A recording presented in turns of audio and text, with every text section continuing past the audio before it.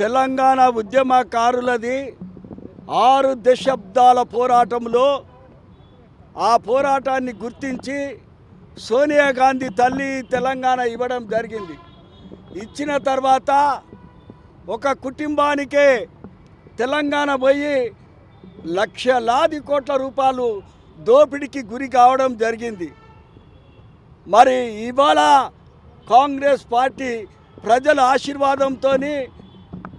2 సంవత్సరాల పూర్తి చేసుకొని రేవంత్ రెడ్డి గారు ముఖ్యమంత్రి గారు వచ్చిన తర్వాత 6 గ్యారంటీలతోని అనేకమైనటువంటి సంక్షేమ పథకాలు తీసుకుపోదు. గత ప్రభుత్వం చేసినటువంటి దుర్మార్గుల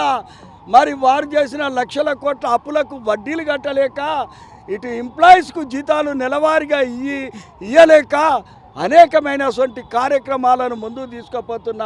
రేవంత్ రెడ్డి గారికి ఇవాళ ఈ 6 గ్యారంటీల సంక్షేమ పథకాలు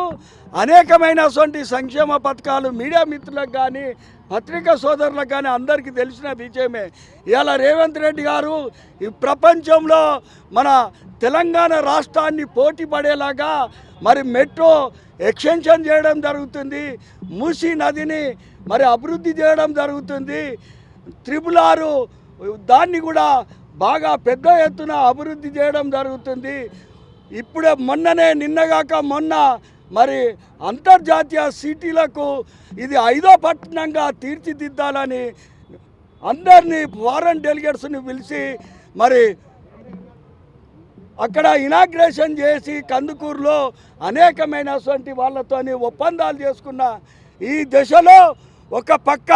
విద్యార్థి రంగాన్ని అభివృద్ధి డాక్టర్ కేశవరావు గారు మరి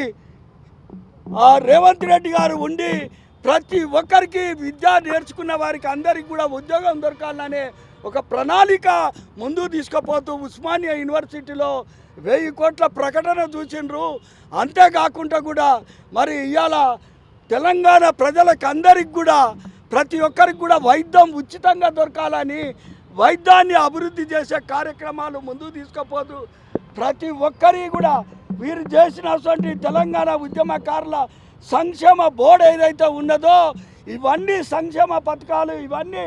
అభివృద్ధి చేసేటువంటి కార్యక్రమాన్ని ముఖ్యమంత్రి గారికి వారి ఉన్నత క్యాబినెట్ దృష్టికి మా కాంగ్రెస్ పార్టీ దృష్టి మహేష్ కుమార్ గౌడ్ గారికి తీసుకుపోయి